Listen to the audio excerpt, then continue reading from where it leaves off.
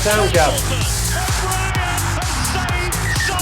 Champagne, Rugby League from Wakefield. Leeds Rhinos have defended their crown. What a moment for Halifax Rugby League. Austin is through and Warrington dominating. Great try for the Robins. Huddersfield Giants take the points home. It's Vincent! It's a full lad. That is one sensational try. Look out with a drop goal. Leeds gather round in jubilation. He's hit the post. It's Wellesby. Wellesby might have got the try. St Helens are champions once again.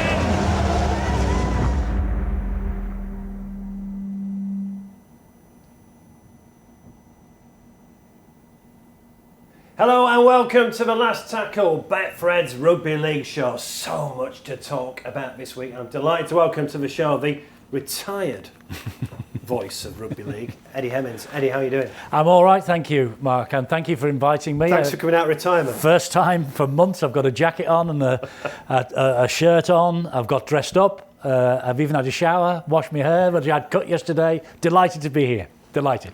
It's great to see you. It was a good weekend of Challenge Cup rugby, wasn't it? It was. I enjoyed it. I mean, unlike the first 2 weeks of Super League, where we got 6 games over the 3 days and we could enjoy each and every one of them, I only watched 2.5, to be fair. But yeah, they were good games. The ones I saw were really good games. And you've got the last 8 that you thought you were going to get, haven't you, just about? I mean, I'm rather sad that it appears to me that the days of the minnows are over. I thought Salford's hammering of Widnes was a headline-grabbing act. Quite a few Salford fans I know were worried. Absolutely. Well, they haven't done anything in Super League as yet. They're trying to adapt under their new coach, Richard Marshall. But to put 68 points past anybody is tremendous. And Widnes, remember, they were being talked about at the start of the year as possible successors to the Toronto Wolfpack. They were in the mix before Lee got the nod. And for them to lose 68 points to 4, Widnes, that's a body blow for them. But a great fillip for Salford moving forward. They now have the confidence that perhaps they can do something. But I thought Featherstone would give Hull a bit more of a run than they did on paper. I didn't see the game, but it looked easy enough. Wigan were too good for York, but it was a spirited York display. And I mean, the game of the round was the Leeds game, wasn't it? I mean, that was terrific. But you can't write St Helens off. Who said that once? Someone once said never ever write off the Saints, didn't they? Well, let's talk about the games in detail, but let's start with the game of the third round, and it was the very first game as well. Hull KR versus the Castleford Tigers. Parcell, Sims, this time it's a simple ball out the back. Lewis engages the line, Quinlan's isolated the wing, and there's Ethan Wright. Beautifully set up there from Rovers. Now they've got that arrowhead upon which to aim at. They'll come left. Truman with the dancing feet, shrugs off the tackle and grounds it. Parcell.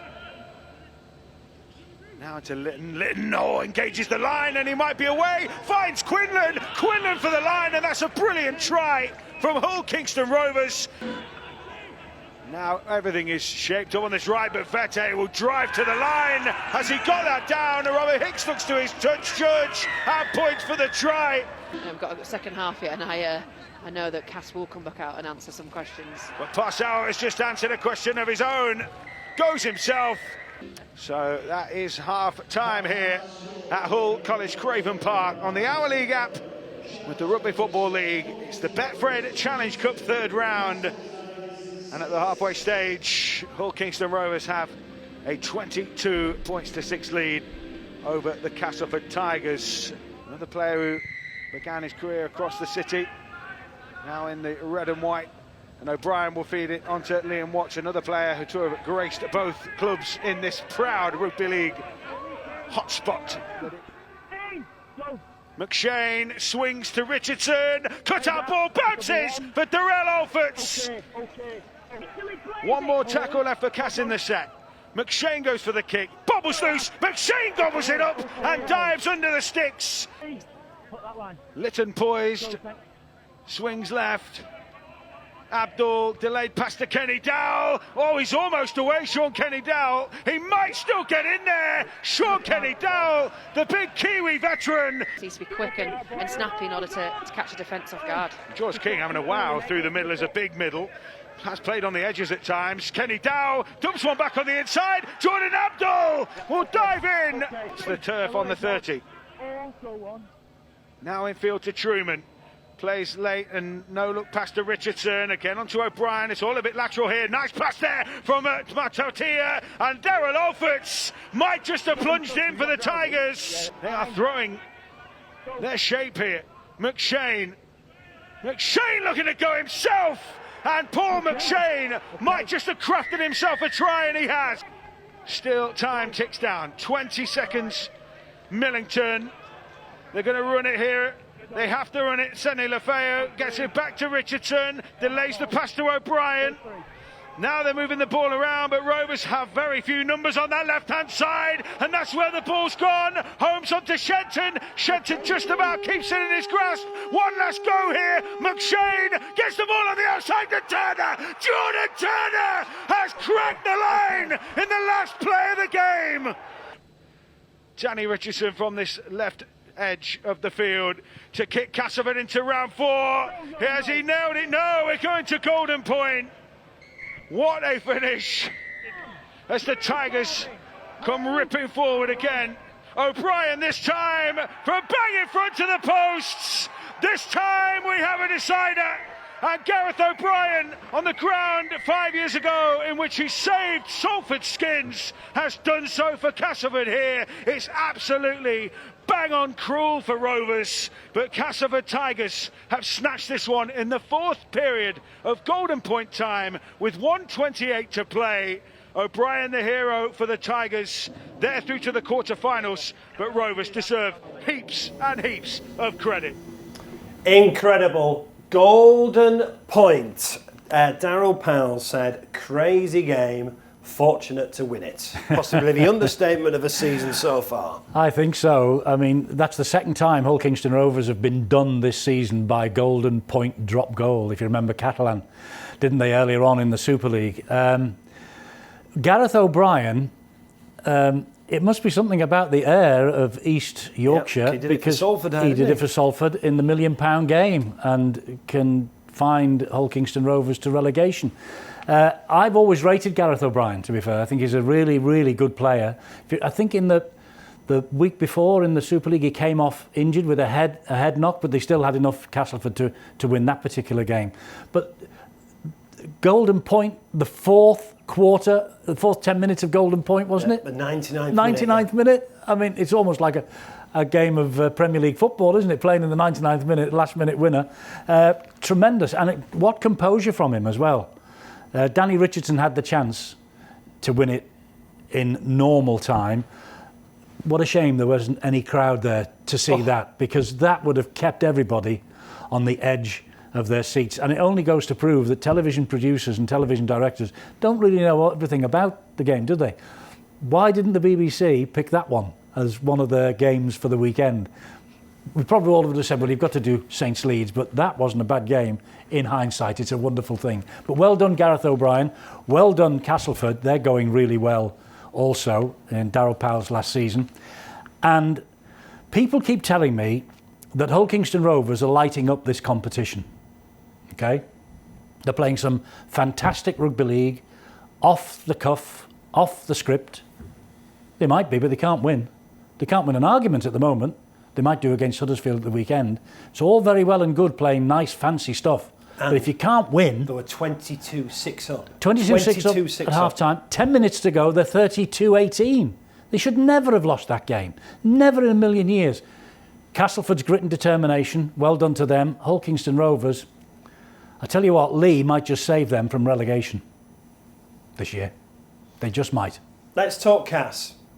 Unbeaten now. Warrington Leeds in the Super League, and then that game in the Betfred Challenge Cup. We know Daryl Powell's leaving, but clearly the right reaction so far from that Castleford squad. Very much so. I was slightly surprised that they announced Daryl's departure so early in the year. I mean, a ball hadn't even been kicked. as you know, you can't keep anything quiet in rugby league. Well, you can't. Not, you know, we're all into rumours, aren't we? And everything. But I suppose to announce it, yeah, you had to clear the decks and get it sorted out. But imagine if you're in that dressing room and things aren't going right. And Darryl Powell, he's not exactly throwing the teacups. He's not that sort of a coach. But he might say, if you don't buck your ideas up, you won't be here next year. Yeah, he can't say that, can he? Well, hang on, you're not here next year, so who are you to say whether I'm going to be here next year or not?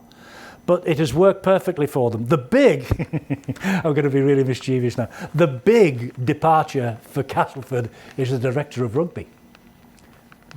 No, John Wells is leaving. Yeah. He's going next month, isn't he? He's going next month. You wouldn't expect me to do anything other than have a little smile about Wellesley, would you? But no, I mean, there's an upheaval coming at Castleford. There is no question about that. Rumours.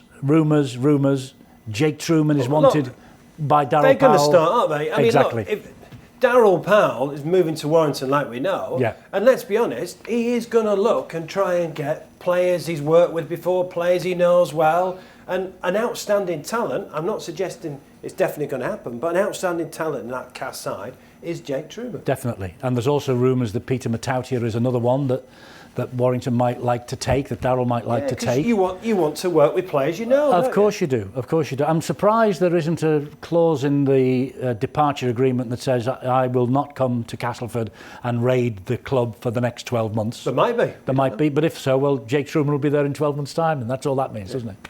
But if Warrington, and they are one of the richest clubs in the business, with people like Simon Moran and Stewart behind them with the big money, if Warrington want to write a cheque for £375,000, £500,000 for Jake Truman, I think Castleford might snatch the hand off.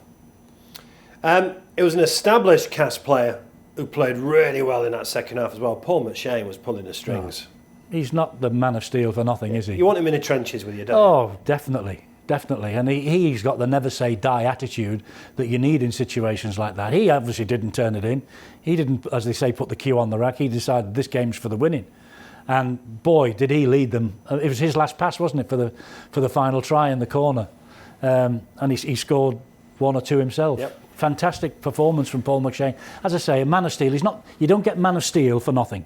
And Paul McShane last year was an outstanding player in the Betfred Super League and has carried that forward this year. It's very early. What can Cass do this year? We all remember them getting to the grand final and being favourites that day as well. And look, they were rabbit in the headlights against Leeds that day, weren't they? What could Cass do in the final year under Darryl Powell? They could send Darryl Powell off with a trophy. I mean, the Cup is the best option, obviously, because they're in the quarter-finals. They've only got to win 2 more than at Wembley. Yeah. And who knows what happens at Wembley. Anything can happen at Wembley, we all know that. And look, let's be honest, no offence to Salford, they've got an easier draw, haven't they? What they could have had. They've avoided Saints, they've avoided Wigan. Exactly. I think it's going to be a good side that stops St Helens winning the lot this year. But the one difference between now and 2017 is I hope to goodness we don't see the Zach Hardacre business again at Castleford. You know, Castleford were racing favourites. Yeah. They were in the grand final. They were the team of the year. They had played so well. And then, boom, on the Monday, the bomb went up. And at full-back in the Super League, he's probably finally filled that position since Zach, hasn't he, with 9 levels? Who's had a great start. He has started outstandingly well. I mean, he wore 5 on his back, didn't he, for Salford? And I thought, well, fair enough. Anyway, they're playing him at full back, and he's again, as you say, he started the season in memorable fashion. They've got a chance, Cass. They're classy Cass. I just wonder if they can, get all the way. Yeah. But certainly to Wembley. I think Wembley is a good option for them. And quickly, worried about Hull KR? Very, very. Yes, they play some nice stuff. Yes, they play off the cuff. They've just proved that certainly in the last 10 minutes of the game, they can't defend. They're missing too many tackles. And they're allowing teams to come back at them, and twice now to lose to Golden Point.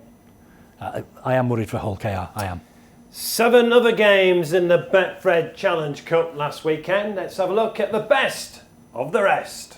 Hastings dangerous behind the line. Here he is, floated past to Hardacre. He's the danger man, Hardacre! And they look so dangerous with ball in hand as Hastings. What a dummy from Hastings. Hardacre on his inside, options on his outside. It's Hadley in the corner, and that could be the try.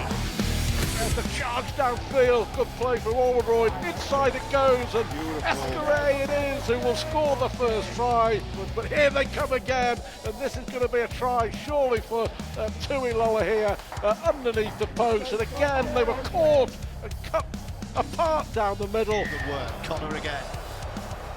The one-handed carry and the handoff out the back, and Tuiloa. This is terrific from Hull FC.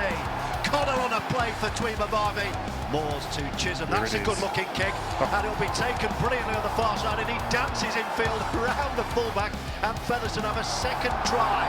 Ratchford. Lovely pass to the far side, and Lynham will score in the corner, and just like that, it's 8-8. Lynham towards the line, all going down that left-hand side again. 4 tries have come from that defensive axis, and Toby King's got 2 of them, and he goes outside him, and Ashton against his former club. Roby to Farge, the little Frenchman with a skip, and now Lomax, the arch schemer. What a pass that is, and what a finish. What a ball. To add on to the end of it from Regan Grace. Back to Farge, spun away to Lomax. Lomax to Wellesby. Wellesby with a flick, and Regan Grace with an open door invitation.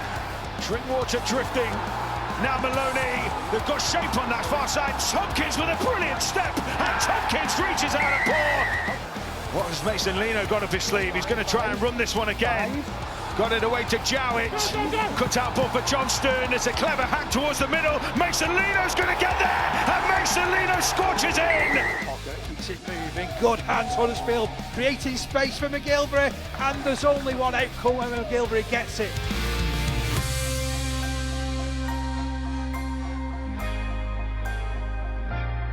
Some cracking games there in the Betfred Challenge Cup. Right, here's the draw. Hull FC at home versus the Wigan Warriors. Castleford Tigers versus Salford. The Catalan Dragons versus the Warrington Wolves. And finally, St Helens versus the Huddersfield Giants. Right, let's talk about some of those matches. You mentioned it at the top of the show. York versus Wigan. York had loads of injuries going into that, but put up a good resistance in the first half, but then Wigan showed their class. Yeah, they had a dig, didn't they, York? You can take nothing away from them. You would expect Wigan to win, and Wigan did, and what's more, they managed to nil them as well at the end of the game. But York were, they were gutsy, they were determined, and they will see that as a little bit of a triumph for keeping Wigan just to 26 points, bearing in mind the injuries they had and the fact that they were up against one of the 2 or 3, 4 best teams in the Betfred Super League. And you mentioned Zach Hardacre earlier. He's playing very well this season. He is playing well. We have an embarrassment of riches at fullback, don't we? Looking ahead to the World Cup coming up at the end of the year. We've got Hardacre playing well. Jake Connor is playing well at Hull. Sam Tompkins is playing well for the Catalan Dragons. And I don't know whether you heard on the TV over the weekend, Sean Wayne was a guest in the studio, and he almost hinted that it's Sam Tompkins' number 1 jersey to lose, although there is obviously opportunity for all the other fullbacks, he said, to try and make their play for that particular jersey for the World Cup. So yeah, there's some good. We have an embarrassment of riches at fullback, and we have an even bigger embarrassment of riches at hooker at number 9 at the moment. Well, you mentioned Sam Tompkins' 26-6 victory over Wakefield. That's my only note. Sam Tompkins, superb. He's been brilliant all season. He started the season outstandingly well. He has caught the eye. I don't know whether it's, he went to Australia and he came back a totally different player. He looked a shadow of his former self. He's reinventing himself now in the south of France. Who wouldn't, with all the glorious weather and the fantastic beaches down there, providing they can use them in these COVID times. The weather is good, but he looks sharp again. He looks back to the sort of form that made him the man of steel once upon a time, some time ago, when he played for the Wigan Warriors before he went to Australia. Good to see Sam back. And I know a lot of people in the game don't like him. I know opposition fans hate him. And they only hate him because he's such a good player. Saints versus Leeds. That was hard fought for Saints, but Tommy Makerson and Regan Grace, 2 tries each. They're playing well. Fortunately, Regan Grace is a Welshman, so he won't be knocking on Sean Wayne's door and saying, put me in. But I think Tommy Makinson's a shoe-in. Jermaine McGilvery got the hat-trick for Huddersfield. We can't forget him. But the other guy who is really catching the eye this year is Tom Johnston of Wakefield Trinity. So again, we have some selection dilemmas for Sean on the wing as well.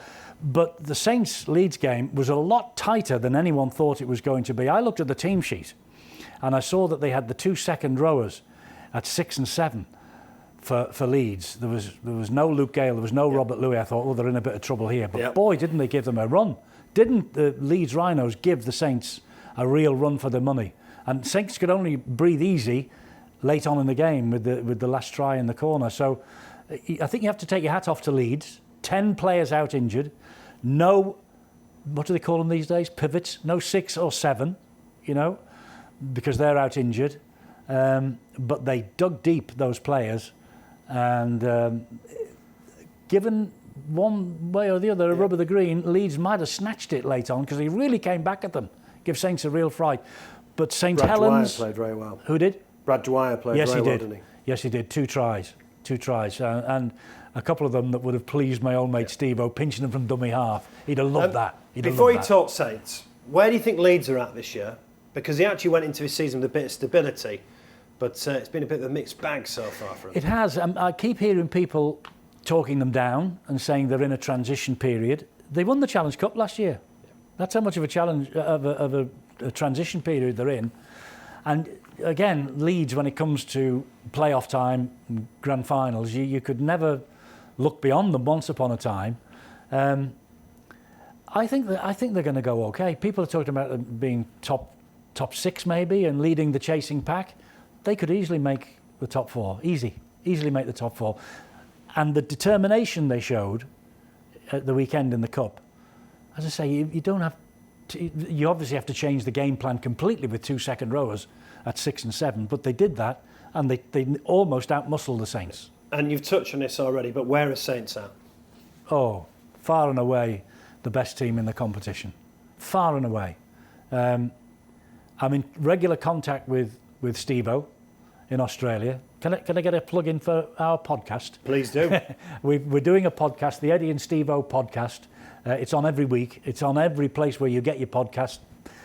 I'm not very good at this. I'm going to have a stab in the dark now where we are. We're on YouTube, we're on Apple Podcasts, we're on the SoundCloud, we're on Spotify, and we're on somewhere else. Your normal podcast supplier. The normal podcast. So we're there. And Steve-O has said 3 weeks ago, St Helens will win the Super League without a shadow of a doubt. Now, he also said 2 weeks ago that Darryl Powell would not be going to Warrington.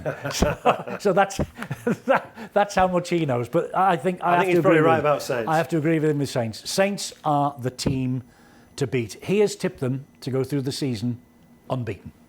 Right, let's talk about, they've certainly hit a rhythm early on. I know that was hard fought against, but they've hit a rhythm in the Super League. Let's quickly talk about the other games. Salford Widnes.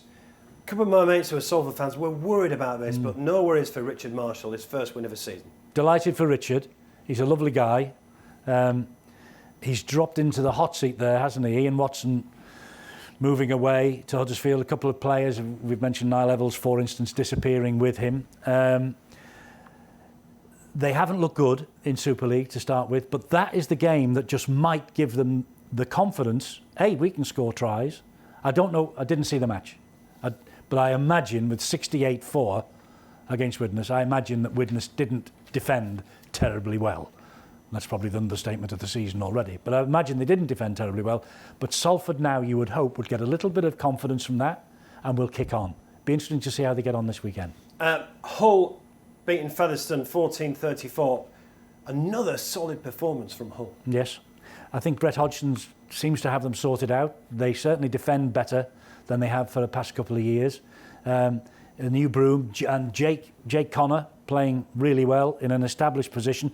He did say on the TV 2 weeks ago, in his entire career, he's always been regarded as a utility player. He's only played in the one position in 5 consecutive games in his entire career.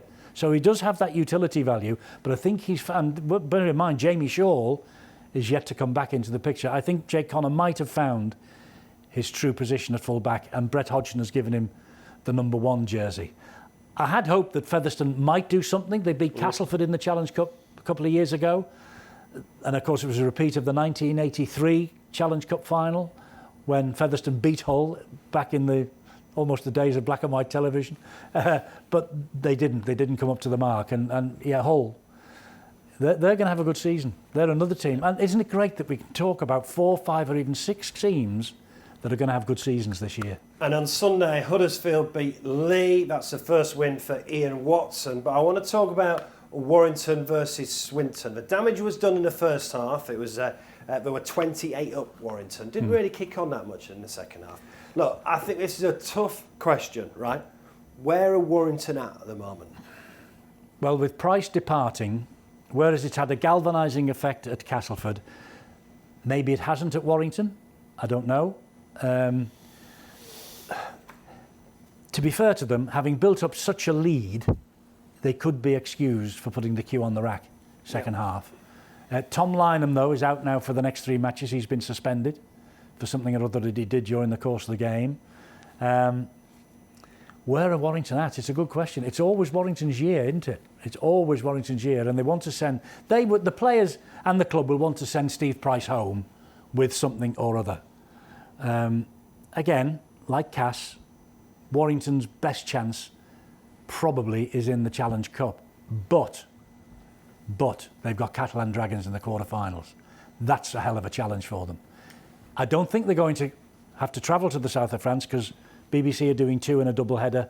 Sky are similar, 2 in a double header. So the Catalan Dragons, who for years and years and years have been travel sick, they always struggled when they came over to suddenly now they have found the way to win away from Perpignan. So that's a big challenge for Warrington. Their holy grail, as you well know, Mark, is the Grand Final and Super League. They would love that. They would absolutely love that. It's a big ask, in my opinion, at the moment, a big ask. But you go round Warrington, as I do regularly, and they all have got the faith that this is their year because Steve Price is saying, ta-ta. Well, we'll have to wait and see, but Warrington are in the Betfred Women's Super League for the first time this season, and it kicks off this Sunday as well. It's been 18 months since we've had a women's game. That was the grand final at the Totally Wicked Stadium, which Leeds won. So 18 months we've had to wait, but the Betfred Women's Super League is back. All the games are on Sunday, and we've got Bradford versus St Helens, Castleford versus Featherstone, and live on Twitch. I won't ask Eddie what Twitch is. Wigan versus Warrington and Leeds versus York. So they are the fixtures on Sunday. Let's hear from 3 of the stars of the Betfred Women's Super League. Jodie Cunningham from the Saints, Courtney Hill, the captain of the champions Leeds, and Tara Stanley of Castleford.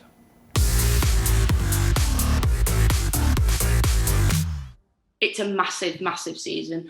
There's the World Cup at the end of it, and that's what we need to remember. As much as the momentum has slowed down, people are going to be wanting to watch Rugby League, and obviously the Men's Super League starting. But on social media and whatnot, they're looking forward to seeing the women playing. There's a lot of excitement around that. You're looking for the third try of the afternoon. It's a crossfield kick from Roach. The chase is on from Stanley. Who'll collect it? It is Stanley. She drops down, scores the try. It's yet another try, and look at Stanley and Georgia Roach. I think it comes down to the players in keeping that momentum going and making sure that what we've been working on in the 3 pre-seasons that we've had shows on the field. Like, at the end of the day, we want to present a game of rugby league that is entertaining, and we have done. And although the momentum has slowed down, I think at the end of the day, when we perform on the field as girls, that's the advertisement right there. Your St Helens, Castleford, hopefully us. I would like to think that they're always going to be in the mix. St Helens have recruited well. Castleford have got points to prove. We've got titles to retain. But then there's the year others in, Bradford showed some really good signs last year. Wigan, you never rule them out. And Featherstone, they're a tough competitive side, particularly, I can't wait to see what they've got if I'm honest, I haven't paid too much attention to what the other clubs are doing. I never really do. So, but in saying that, I'm looking forward to some really tough and competitive matches. Will play the ball now. Comes to this near side to Hill. Hill dummies and goes. Hill through the line. Needs support. Gets the pass away on this near side. Goldthorpe cutting back in. Going for the line. Reaches out. Ball on the line. You know, of course, we're always looking for that elusive treble, aren't we? And look, that's certainly in the back of our minds. But look, it'll be a successful year regardless, I think, of trophies. I think it'll be just successful to get rugby back on, full stop. So exciting. I've been counting down the days. I remember when we finally got the fixtures and we knew when the first game would be, it felt like forever away. And at each training session, obviously, we've been counting it down, 4 weeks today, guys, 3 weeks today. So to be able to say it's game week this week is pretty special, It's Cunningham for the line, and Cunningham has got there. If I look at the development of the squad from what we had in 2019 through to now, I say we underperformed then. If I look at the squad now, I just think, wow, we could do something really special this year. We've added some fantastic names to our squad. We've got Carrie Roberts, Amy Hardcastle, obviously a really well-known name in the women's game, as well as others that have been brought in and really added to the strength of our squad. So it's looking really positive for this year. And I think all the focus for us at training has been around making sure that we don't repeat the errors that we made in 2019. We managed to keep our head, keep composed in those big games so that we can achieve what we know we can as a squad this year. Jodie Cunningham there, obviously. It's been a long 18 months for these ladies, hasn't it? It's great it's back. It is. It's fantastic to get him back. It's yet another one of the portfolio of women's sports that's appearing on the TV, and well done to them for that. Jodie was on the telly again at the weekend talking about, it's an important year for World Cup at every level. The Disability World Cup, the Men's World Cup and the Women's World Cup. And she said she just hopes that the 18 months they've had off is not going to hamper them in their preparations for the World Cup at the end of this year. 18 months out of the game, that is half of somebody's career in some cases. It's a long time. They're going to take a bit of time to get back into the swing of things, but fingers crossed. Wouldn't it be fantastic if we had a clean sweep in the World Cup at the end of the year? The women and Sean's boys. I know a wheelchair. And the wheelchair team really fancy it. They are. They do. So, who knows? Yeah. We could have all three. And we're sat here talking about Rugby League, and we've touched on the World Cup a couple of times. It's great, isn't it? We've just loved the Challenge Cup. We've got a Super League this weekend. We've got a Women's Super League coming back as well. And then we get to October, we've got a World Cup to look forward to. Let's get down on our hands and knees, put our hands together, close our eyes and say a prayer that the crowds will be back by October. If they're back for the hopefully they're back for the Challenge. In May. Hopefully back for the Challenge Cup final in some way, shape or form. Again, I think I heard someone saying this week that I think they've sold 20,000 tickets. They're hoping that there'll be more, and they're hoping they can actually up the ante as far as the crowd at Wembley is concerned. It's probably not going to be full capacity, but it's the week after the Euro 2020 final, so hopefully it'll be a good-sized crowd at Wembley. So long as nothing goes wrong. We've just eased all the lockdowns. I've seen pictures on the TV this morning of people dancing in the streets, hugging, beer in hand. Please, let's not blow the last 18 months in the shape of some silly behaviour. We've got to still be careful. It's still out there. Just because the pubs are open and the gardens are open and the restaurants are serving food outside doesn't mean to say that this flipping coronavirus has gone away. It is still there. Please be careful. And if people are careful, yes, we'll have crowds at the Euros. Yes, we'll have crowds at the Challenge Cup final. Yes, we'll have crowds, massive crowd at the Grand Final. And yes, we will have crowds for the World Cup. But it was bloody good to get a haircut, wasn't it? It was fantastic. I lost a stone. In one fell swoop. I was in for an hour. Robert Hicks goes there. Yes. Poor old Robert. He must have taken a little bit of stick, I would think. I know he's had a bit on social media, but I won't tell you what I called him privately. But he needs a good shave and he needs a good haircut. No question. Yeah, I was queuing outside a barber's yesterday, but fantastic to get it cut. I had a couple of pints as well. It was a brilliant day. A man of your calibre didn't have an appointment for your hairdressers? You can't book where I go. Oh, right, OK. You still do the 260? And no, it's gone up. £5. £5 bob. No, it was £12.50. It was too much of a queue, so I actually went for a couple of pints. OK. And then rejoined the queue. Just turn round. Let's have a look. She's not doing anything about the grey, obviously. No. I was going to... £12.50? £12.50, yeah. I'll give her his address, I'll put her windows in. Right then, let's turn our attention to the Super League fixtures this weekend before we talk the Championship. But great to see the Women's Super League back, and you'll be able to watch that game on Twitch. Wigan versus Warrington. So, in the Super League this weekend, I say this weekend, of course, Thursday night is Super League night nowadays. Leeds versus Wigan live on Sky. Wigan unbeaten. Leeds have got these injuries. 10 out last week, apparently. 10 out and no halfbacks. We don't know the squad announcements yet, obviously, as we talk here today. But a big ask again for Leeds. Every week seems to be a big ask for the Rhinos, doesn't it? You know. But if they've got so many... Where's Kyle Eastman? Can I ask that question? Where is he? They brought him... He's not Obviously not match fit. Well, give him a go. He's exactly what they want. He's a 6 or a 7. He's exactly what they need. Give him a go. Let's have a look. To throw him in against Wigan... Luke Gale's going to be out for a bit as well. Well, exactly. So they need Kyle Eastman to play. But to throw him in against Wigan first up will be tough. But hey... He's a rugby league player again now, you know. Let's have a look at him. And for goodness sake, Warrington, let's have a look at Greg Inglis. We're sick of asking the question, when is he back? When is he going to play? We never get the answer. Big game for Warrington. They're at Hull on Sunday. Friday night, Castleford Leeds, St Helens Wakefield, live on Sky, Hull KR versus Huddersfield. Saturday, Catalans versus Salford. And Sunday, I've just mentioned it, Hull FC versus Warrington. I think Hull FC versus Warrington is a fascinating game of the weekend for me. One, Hull FC so far, we talked about consistency at the beginning of the season. Can they continue that? And I think it's interesting where Warrington are. I'm not sure. Yes, it might tell us. It might tell us a lot about both sides.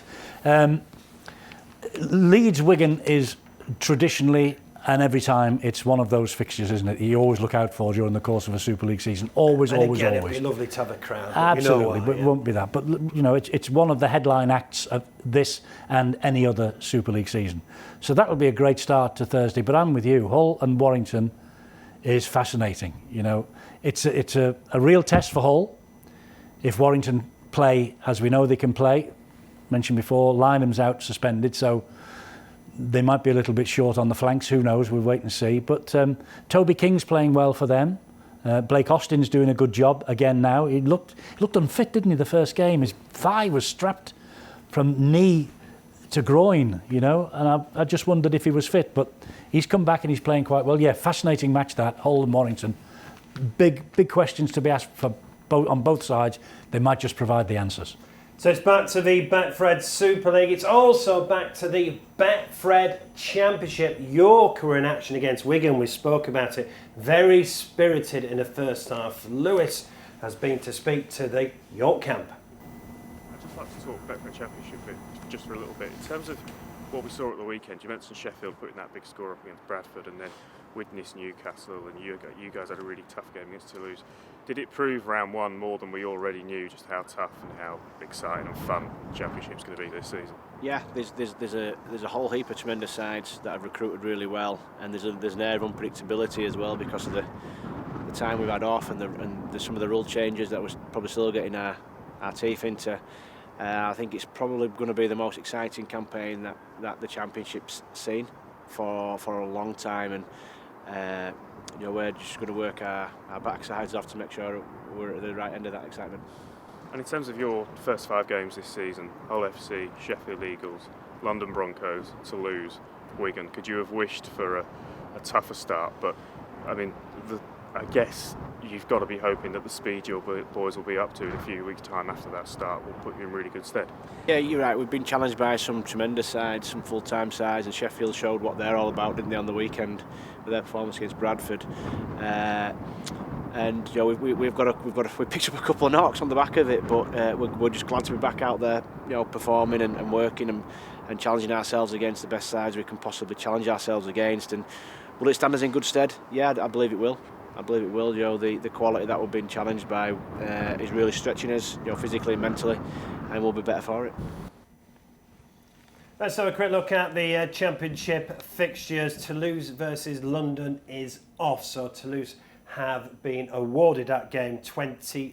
So you've got Batley Oldham, Widnes versus Dewsbury, Swinton versus Featherstone, Whitehaven versus Newcastle, Bradford, Halifax, and we just heard from James Ford there, York City Knights versus Sheffield. Toulouse and Featherstone, I think, are probably the best two sides. Yeah, I've got a pal at Warrington Golf Club, Oz. Oz tells me that York City Knights will be in the Super League within 2 years. But I've just looked at the table. New ground, yeah. If they've got a new ground, I've just looked at the table. Got beat by Toulouse in the first game. Bottom of the league, or next to bottom of the league, on points difference. And they're playing Sheffield Eagles, who were big winners in the first weekend. So maybe they've got big ambitions of York, though, to be fair. Oh, they have, and they've got. You're right. They've got the ground. They've got the ground and a good young coach, James Ford, and a who is also being linked chairman with Castleford. James Ford. There's another rumour for you. You know, listen. You would think, as you say, Toulouse. I believe had Toulouse come in with Catalan at the end of last season and said they had the TV deal with beIN Sport, which Catalan now have got, I think Toulouse today would be in the Betfred Super League. And I think they've got all the potential to get in to the Super League next year, Toulouse. Yeah, they do look strong. They look strong to Toulouse. Featherstone and certainly York are very, very ambitious, and they were very good against Wigan in that first half with lots of injuries as well. And let's turn our attention back to the Challenge Cup, and it's Try of the Week. Hello and welcome to the Our League Try of the Week. I'm Dave Woods. Let's have a look at this week's contenders. So all the tries this week come from the Challenge Cup, and our first try, Sean Kenny-Dowell making the break and Jordan Abdul with a try.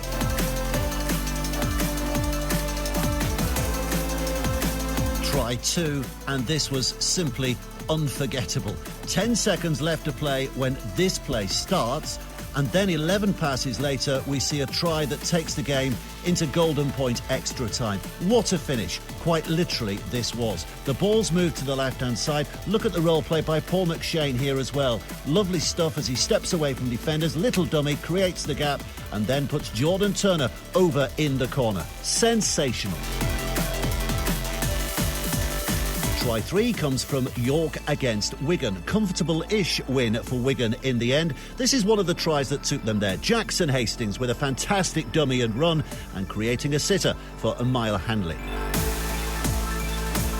Try 4 is Salford against Widnes, and Rhys Williams is the man who creates this.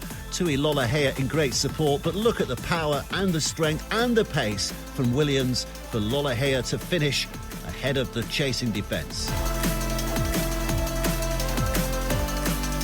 Try 5, all about the play selection from Johnny Lomax. The catch, the immediate summing up of the situation, and then the bullet-like pass for Regan Grace to score. And finally, try 6, Featherstone against Hull FC. And Carlos Twimavavi is the man who puts his name on this at the end. But Jake Connor, instrumental. He's had a terrific start to the season, has Connor, in that fullback position. The little flick pass, still needed finishing though, from Twimavavi. Super stuff.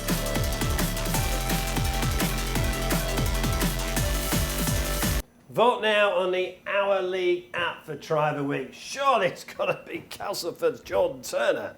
I would think so. It was almost, and I use the word almost, it was almost a wide to west moment. Well, it was. It was Castleford's wide to west moment. And it took me back to 2000 and the playoff at St Helens, which Bradford Bulls fans hate me mentioning, so I mention it even more every time I get the opportunity. But that was a fantastic moment. That was a try that equalled it in many ways. And last minute of the game, OK, question marks about the Hull Kingston Rovers defence, obviously. They hardly laid a glove on them all the way from where they started to the try line. They were probably shattered. It was in the 80th minute of the match. Paul McShane, we mentioned him earlier on, he just will not give up. He's a terrier, an absolute terrier, the man of steel, the reigning man of steel. Last pass, Turner in. I don't think he's played wing before for about the last 14 years, Jordan Turner. He's making a real good fist of it, isn't he? Knocks the ball down. Richardson kicks the goal. It's a fairy tale. As it was, we got the golden point and we got the drop goal. A lot of people don't like golden point. I love it. I've really enjoyed your company. Final question. The Betfred Women's Super League is back this weekend after that 18-month break. The Challenge Cup was entertaining. Got some good fixtures in the Betfred Super League. Got a World Cup this year.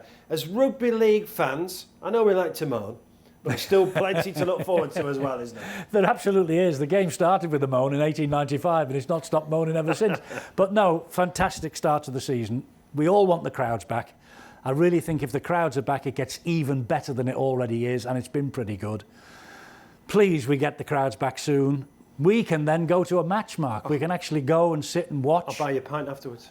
The deal is done. I was going to say, it's either that or sit at home with a nice glass of wine or a beer and watching the boys perform on Sky. I think you've just won it. I'll come with you to a match when we can. Will you come on again? Just ask. I'll be here. Brilliant. Really, really enjoyed your company. Betfred's Last Tackle is here every Tuesday night throughout the season. See you soon.